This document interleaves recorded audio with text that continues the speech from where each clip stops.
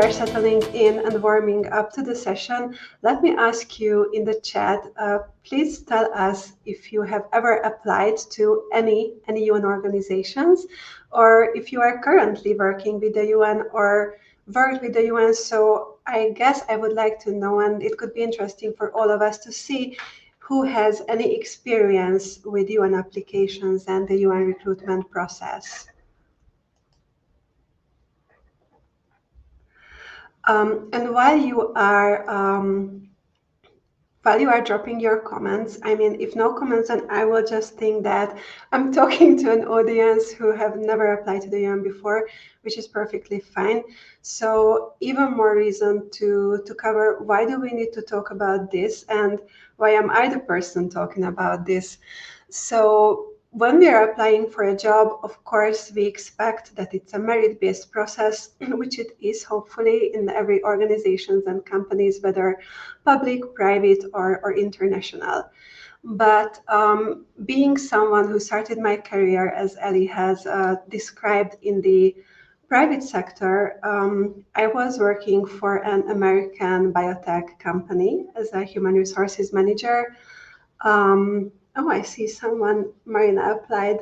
Okay, so I'm curious, Marina, if you will have any comments of what I'm going to cover. You can corroborate or you can add your own flair even to it. So anyways, I started my career in the private sector, and when I first applied to a UN role, there were so many things that I wish someone would have shared with me, some very specific elements of the UN style applications. We're going to talk about those today. Today, actually, I'm tuning in, as you can see from my virtual background, from one of the largest UN World Hubs, which is in Vienna. We have the biggest ones in New York, Nairobi, Geneva, and Vienna. And the UN's Atomic Energy Agency is mainly located in Vienna. That's where I'm currently working, but I've been with UNHCR, which is the UN Refugee Agency.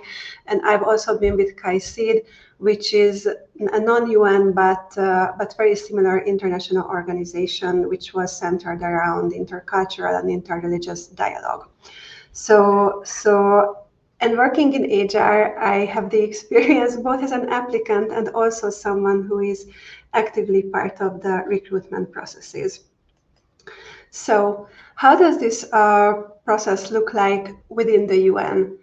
And we can talk about like a big picture umbrella style about the UN, because even though it comprises of several bigger and smaller agencies and organizations and related bodies and the UN Secretariat, you can rest assured that the process is very, very similar.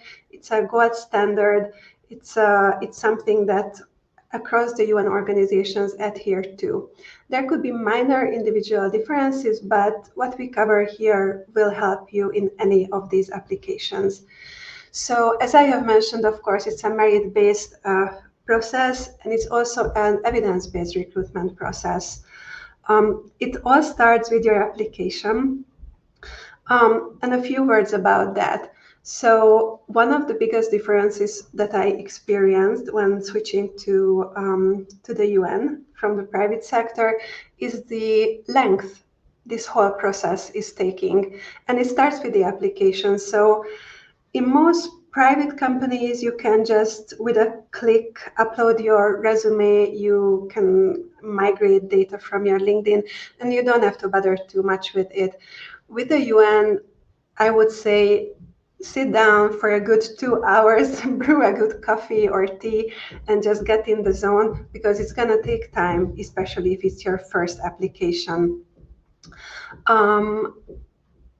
You don't just have to upload your professional portfolio details and your educational details, but you will be prompted to answer questions specific to the role that you are applying to.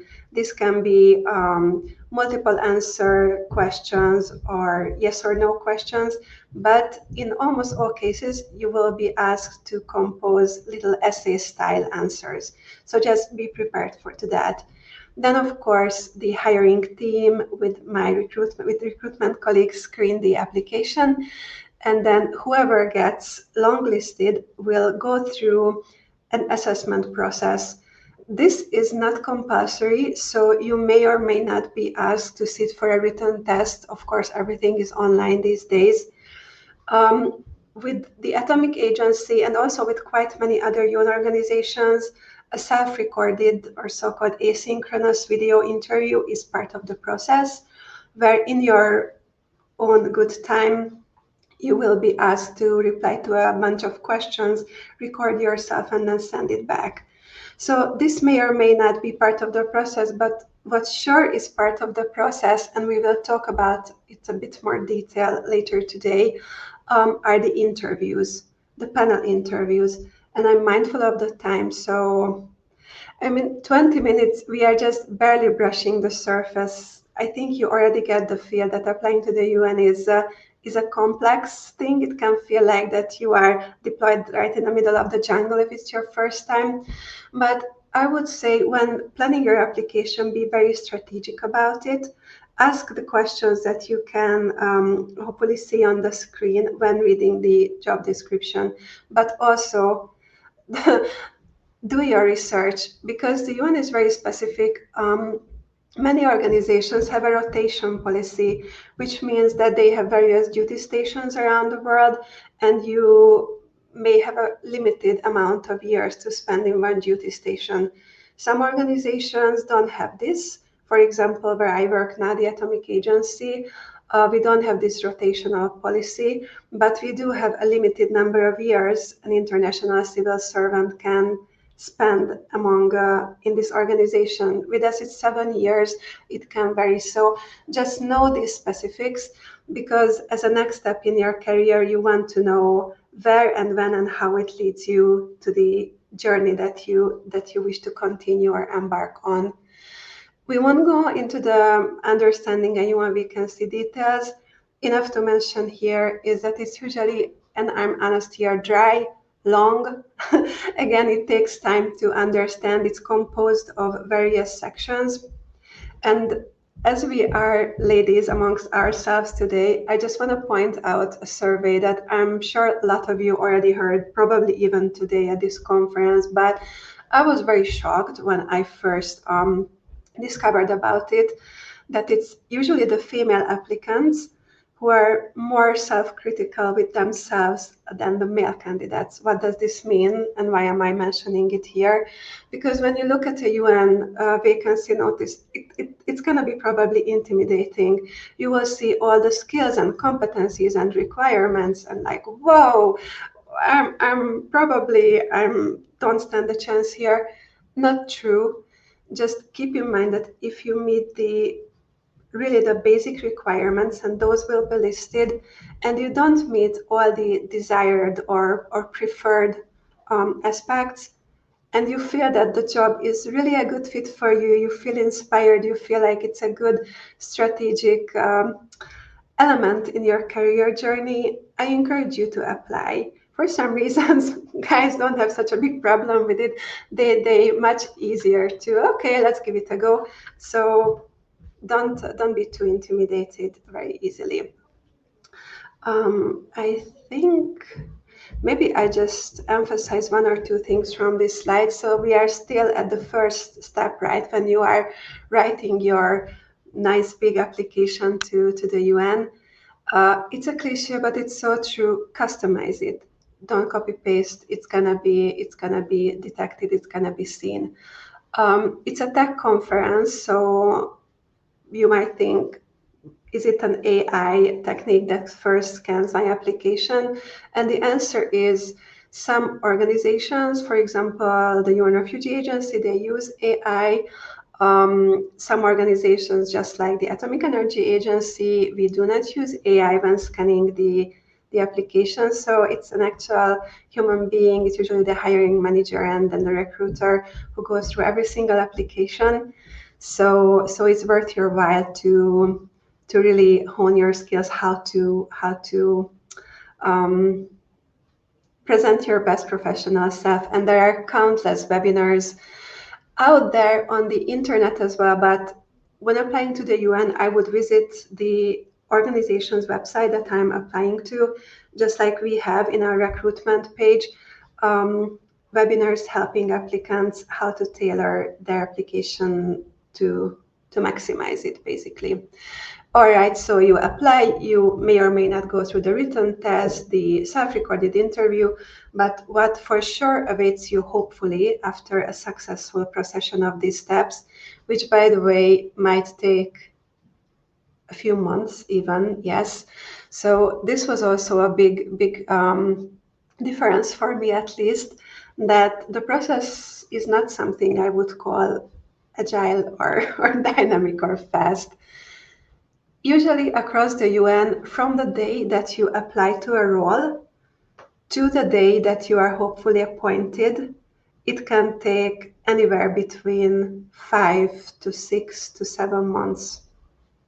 That's just what it is. It's good to know. All right, so how to prepare for the panel interview. It's a panel interview, so there will be at least 3 people online in the conference call with you. Every single applicant who makes it to this stage will get the exact same questions. It's a very fair, very well built process, actually, to ensure fairness and that we can select the best candidate. You can be asked biographical questions, you can be asked technical questions, and you probably will. It can be, a case scenario, how would you solve it? If you had a written test, that usually covers it, but if not, then in the interview, for sure, there will be one at least. But then the majority of the interview with the UN is centered around competency-based questions.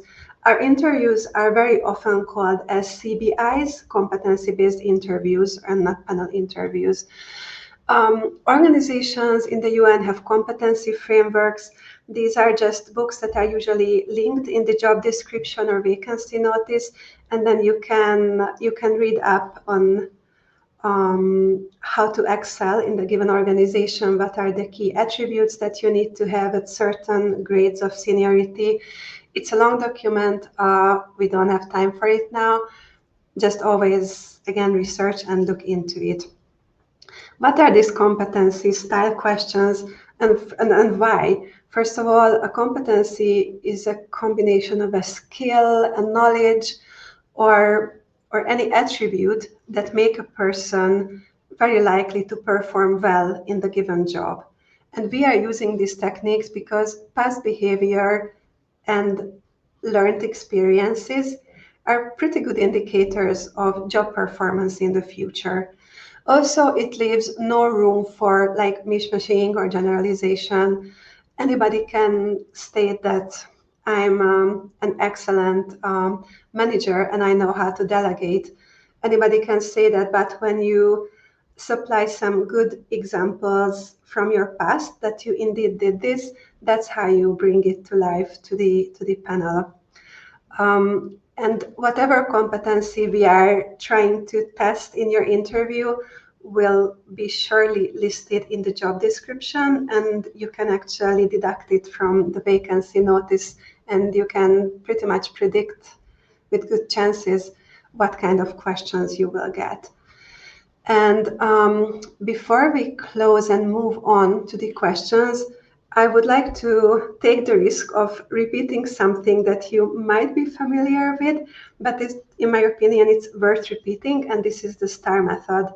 I, for example, wasn't familiar with this in the beginning, and when I learned about it, it helped me tremendously. UN interviewers, panel members are actually trained to use this style of testing. So basically, when you talk about your competencies, you illustrate them via examples from your professional portfolio, your past experiences. The best way for you as well to give a logically constructed and easy to follow answer is to first briefly describe the situation that you are going to talk about, then highlight in a few clear sentences what were the requirements that you need to perform, what was your task. Then move on and probably delve the longest of your few minutes in your answer on the actions you took. Here, don't use we did this, we did that. use I statements. And I know that in many cultures, it doesn't come, or for many personality types, it doesn't come natural, but it's very, very important because that's how the panel members will learn about your individual actions and contributions and how you overcame difficulties. Very important also to talk about your results. And if possible, quantify them or give again very clear examples what you achieved. And if appropriate, you can reflect if you had any learning experiences or just about anything to round up your answer. And if there is one thing in closing that you take away from this short presentation, when applying to the UN, is to please always use examples, because if you don't, it's not likely that you will succeed in your application and in your video interview or in your panel interview.